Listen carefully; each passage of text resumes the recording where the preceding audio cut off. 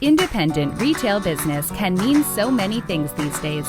A brick and mortar store, an e-commerce business, a maker's online shop, a booth at an antique mall, and more. No matter which category you're in, Kathy Cruz, a fellow retail business owner and retail educator, will teach you how to market and manage your business efficiently so you can spend time doing other things you love. Welcome to the Savvy Shopkeeper Podcast. Welcome to episode 94 of the Savvy Shopkeeper Retail Podcast. Everything crashes, but your business doesn't have to. I'm your host, Kathy Cruz. This episode is going to be short and sweet. And you're probably thinking, right, Kathy, you've said that before, and then the episode ends up being 20, 25, 30 minutes long. But I really think this one's going to be short. Shorter than usual, I should say. There won't be any shopkeeper shout-outs, no ads. I think I'm going to lean into just the shorter, sweeter episodes, at least for this one and maybe some more in the future, just to kind of make it simple. I know heading into Q4, or now really we're in Q4, that I don't want to take up a ton of your time, but I still, of course, want to provide value. So that's what I'm hoping to do today. Most of us know that Facebook and Instagram crashed on October 4th, 2021. I don't know, some people are calling it a blackout. Who knows what it was? And I think it was worldwide. No one could refresh their page, or you could try, but nothing was happening. You couldn't post, you couldn't comment, you couldn't share, you couldn't run ads, you couldn't do anything on Facebook and Instagram. And from what I hear, WhatsApp as well, which I don't use, so I don't know that for sure. And this was it happened for around 6 hours, I think. And the panic for some people, it was real. I sensed it. I saw it. Now, my Mondays tend to be booked with back-to-back client calls. And I did notice that something was up, but I definitely wasn't in a panic. I was probably too busy to be in a panic, but I'll explain why in a bit. Anyhow, I'm sure you've seen all the posts from other experts about how the Facebook and Instagram crash should serve as a reminder to lean into your email list, or to create an email list. And yeah, I said the same thing. I do believe that. I think it's a great suggestion, and I talk about email marketing all the time. But I want to mention that I feel like so many other things crash too. Email servers, website servers. I imagine Pinterest has been down before. Maybe even YouTube has been down before, although I don't know this for certain. But my point is, many of our marketing efforts these days rely on technology and the internet, and not one of these things is foolproof. So aside from Facebook and Instagram, I want you to take a minute to think about diversifying your marketing efforts in general, diversifying how you can communicate with your customers outside of social media. Maybe it's collecting their phone number for SMS marketing, that's text messaging. Maybe it's collecting their physical address, their home address, so that you can send them mail. Yes, people still send snail mail. Or the one thing, of course, that you keep hearing is collecting their email addresses. And if you're annoyed by me mentioning email marketing yet again, then it may just be because you know this is something you want to do for your business, but you keep putting it off. You don't want someone telling you to do one more thing. When we wear all the hats, the thought of email marketing can feel really overwhelming. I get it. But I'm here to tell you that it doesn't have to be. So just hear me out. For 1 minute, let's take the should out of the equation, because people will say you should have an email list. You should be email marketing. You should. And the shoulds get really, really annoying. So let's just simply talk about the benefits of email marketing for you and your retail business. So the first, of course, is that you own the data. You own that list. It's yours. No one can take it away from you. And if you worry about an email software system crashing or losing information, for most of those platforms that we use, we can just download and create a backup in an Excel spreadsheet or in a Google Sheet or somewhere where it still saves it. We could back that information up once a year and we still have it. You own the data and you'll always be able to reach your customers, even in, and I'm using air quotes here, crisis. The next benefit is you can serve your customers really well in email marketing. Whether you choose to do a newsletter or a weekly tip or offer special promotions just to your email newsletter subscribers, there are so many ways that you can serve your customers. And again, they should be a priority here. That's why we run our businesses, or one of the big reasons we run our businesses is to serve them. And email historically converts, this is the last reason, email historically converts well for retailers. And who doesn't love conversions? And when I'm talking about conversions, we're talking about someone actually opening the email and either coming into your store to shop or heading to your online shop and buying there. There are other conversions, of course, but that is the main goal for us retail business owners, is to get them to buy something. And email marketing works. Now, the next question I tend to get is, okay, I understand. I want to do this. I know it's going to be good for my business. Where do I start? So I want to talk about choosing a platform. Ideally, I recommend choosing one that works best with your retail ecosystem.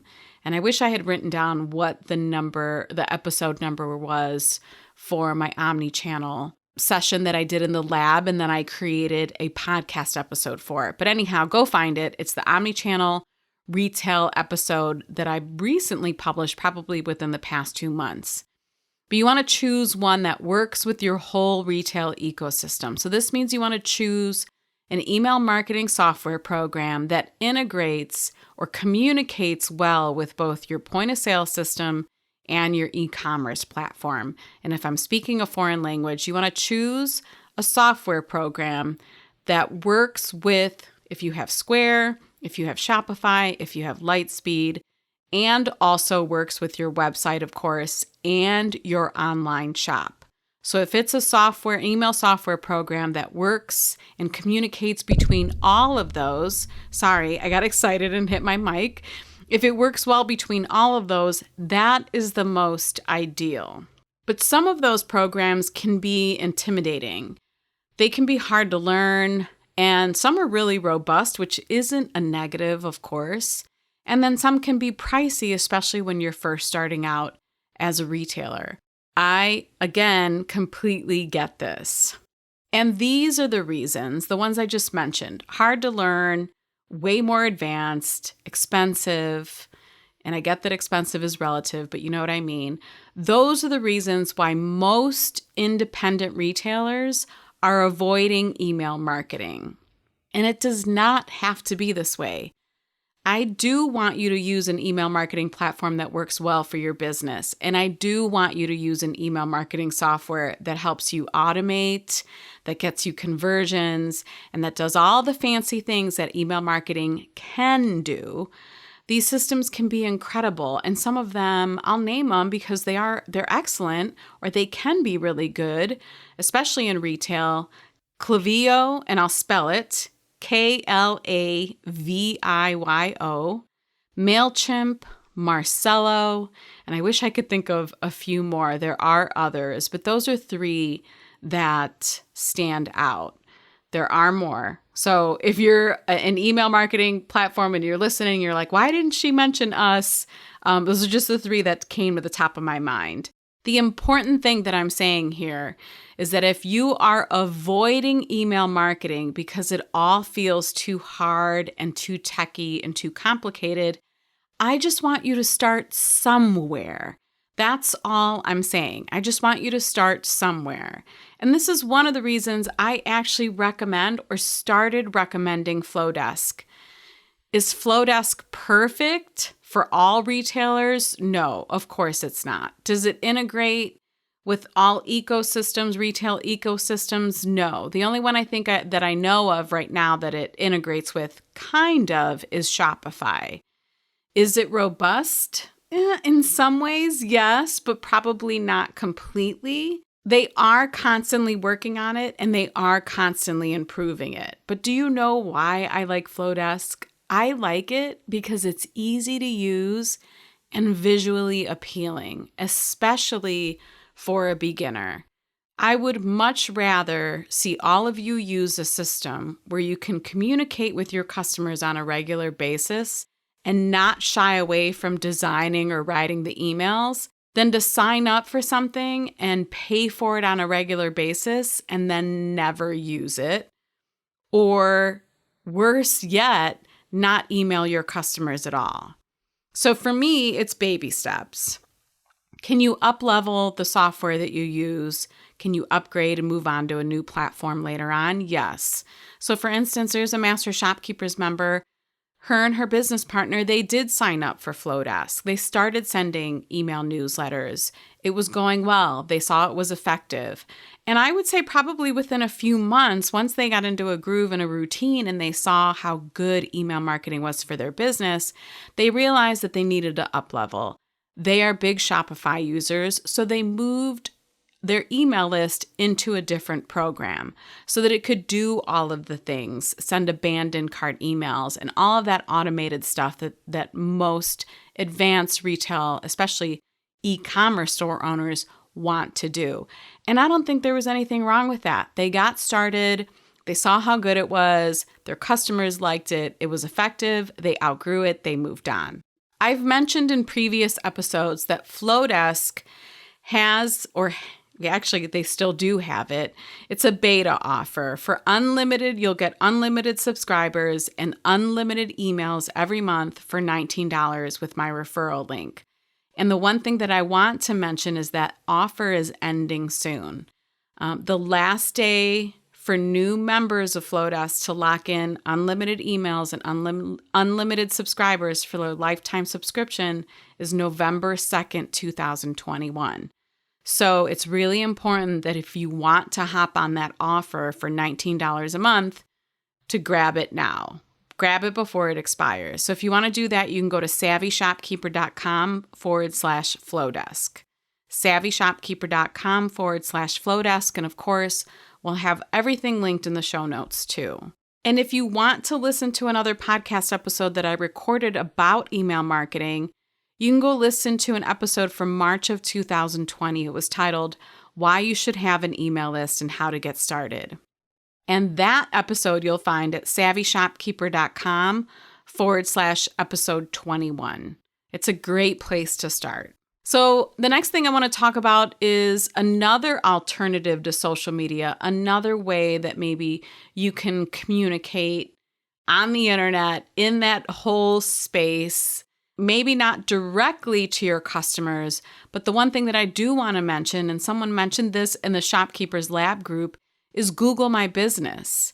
This reminds me that I want to do a full episode on this topic. But in the meantime, if you're not using Google My Business, especially if you have a physical location, if you have a brick and mortar store, if you have a studio, you want to claim your listing/location ASAP, like immediately if you haven't done that. The best thing about Google My Business is that it's free. Maybe that's not even the best thing. It's how effective Google My Business can be too, especially for local businesses. Yes, I'll say it again. It is free. And to set up your listing usually only takes like 20 to 30 minutes. That's just getting all of the basic information in there. It's easy. Once you claim your listing, you just start filling in the blanks and answer the questions about your business. You do have to verify that you do own that business. It used to be in the form of a postcard. I don't want to get into too many details here because I'd rather save it for the episode.